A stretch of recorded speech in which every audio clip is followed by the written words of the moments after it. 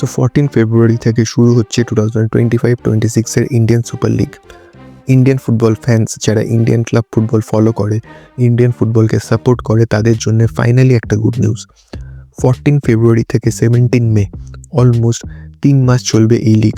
হয়তো অনেক ফুটবল ফ্যান্সদের জন্য একটা শর্টেস্ট ফুটবল লিগ হতে চলেছে এটা। এবারে যেহেতু এত ডিউরেশন কম, তাই ফরম্যাটও ছোট করে দেওয়া হয়েছে। এবারের আইএসএল এ কোনো প্লে অফস হবে না, পিওর লিগ ফরম্যাটে এবারের আইএসএল খেলা হবে, which means the league toppers will be the champions of the league shield. Friday, Saturday and Sunday একদিনে দুটো করে ম্যাচ 5 and 7:30 PM ম্যাচগুলো খেলা হবে। এবারে এক্সেপ্ট মোহনবাগান, বাকি টিমসরা লিগ চ্যাম্পিয়ন্স হলে তারা এশিয়ান চ্যাম্পিয়নশিপে নেক্সট সিজনে খেলতে পারবে, কারণ এএফসি এআইএফএফকে এই সিজনের জন্য কনসিডার করেছে।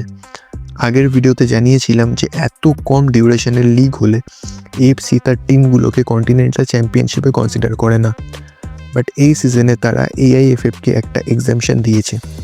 নেক্সট ইয়ার আইএসএল আর সুপার কাপ চ্যাম্পিয়নরা ACL2 এর জন্য কম্পিট করতে পারবে। এবারে ইন কেস অফ মোহনবাগান, তাদের তো এমনিই ব্যান করা হয়েছে। সো যদি মোহনবাগান লিগ বা সুপার কাপ চ্যাম্পিয়ন হয়, তাহলে হয়তো রানার্সদের এই সুযোগ দেওয়া হলেও হতে পারে। এবারে কথা হচ্ছে, কেন এই সিজনটা মোহনবাগানের জন্য লিগ শিল্ড জেতার হ্যাট্রিক করার এক সুবর্ণ সুযোগ হতে চলেছে। ফার্স্ট মেজর রিজন, প্রায় 2-3টে সিজন ধরে তারা সেম টিম নিয়ে খেলে যাচ্ছে, স্পেশালি তাদের foreigners Jason Cummings, Alberto Rodriguez, Tom Aldred, Dimi Petratos. ম্যাকলারেনেরও 2টো সিজন হয়ে গেছে। আর অ্যাডভান্টেজ কেন বলছি, কারণ বাকি টিমগুলো যেখানে নিজেদের ফরেনার্সদের রিলিজ করতে বাধ্য হচ্ছে, সেখানে বাগান তাদের প্লেয়ার্সদের ধরে রেখেছে। যদি ইস্টবেঙ্গলের কথা বলি, তাহলে তাদের 2জন ক্রুশিয়াল বিদেশিদের ছেড়ে দিতে হয়েছে। তার মধ্যে একজন জাপানি স্ট্রাইকার হিরোশি ইবুসুকি, ডিয়ামান্টাকোসের রিপ্লেসমেন্ট হিসেবে, যার সাথে 1 ইয়ারের কন্ট্রাক্ট ছিল, বাট 4 মাসের মধ্যেই তিনি ক্লাব ছেড়ে দিলেন। সাথে আর্জেন্টাইন ডিফেন্ডার কেভিন সিব্বেলের ক্লাব ছাড়া লাল হলুদের জন্য একটা বড় ধাক্কা। বড় ম্যাচে বাগানের এগেনস্টে তার ইম্প্যাক্ট আমরা দেখতে পেয়েছি। তিনি আসার পর থেকে জেমি ম্যাকলারেন ইস্টবেঙ্গলের এগেনস্টে যথেষ্ট স্ট্রাগল করছিল, বাট অ্যাট প্রেজেন্ট তার চলে যাওয়াটা ডার্বিতে সবুজ মেরুনের জন্য একটা বড় অ্যাডভান্টেজ হতে পারে।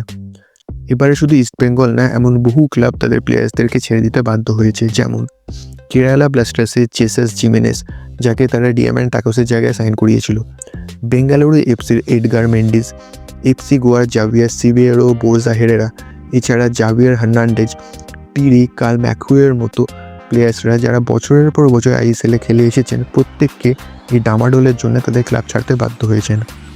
But as I said earlier, বাগান তাদের ফুল ফোর্স নিয়ে এই মিনি সিজন খেলতে নামছে।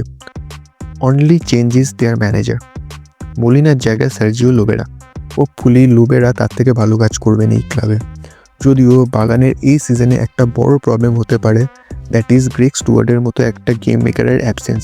সুপার কাপ, ডুরান্ট কাপ আর আইএফএ শিল্ডে আমরা একটা প্লে মেকার না থাকার প্রবলেম বাগানের পারফরমেন্সে দেখতে পেয়েছি, যার জন্য কামিংস, ম্যাকলারেনদের মতো স্ট্রাইকার থাকা সত্ত্বেও তারা গোল করতে পারছিলেন না। এবারে এই মিনি সিজনের জন্য তো আর ম্যানেজমেন্ট কোনো প্লেয়ার সাইন করবে না, বাট নেক্সট সিজনের জন্য তাদের কাউকে র্যাডারে রাখা উচিত। সো একটা চ্যাম্পিয়ন স্কোয়াড নিয়ে টাইটেল ডিফেন্ড করতে নামবে বাগান। অ্যাডভান্টেজ অবভিয়াসলি বাগানের, যেমনটা আগে বললাম, কারণ বাকি স্কোয়াডগুলো এই মুহূর্তে একটু টাফ টাইমের মধ্যে দিয়ে যাচ্ছে। বাকিটা সিজন শুরু হলে বোঝা যাবে। এই ছিল আজকের ভিডিও। আপনাদের আগামী সিজনের আইএসএল নিয়ে কী মতামত, আর মোহনবাগানের আইএসএলের পারফরমেন্স নিয়ে আপনাদের কী প্রেডিকশন, তা কমেন্ট করে আমাদের জানাতে ভুলবেন না।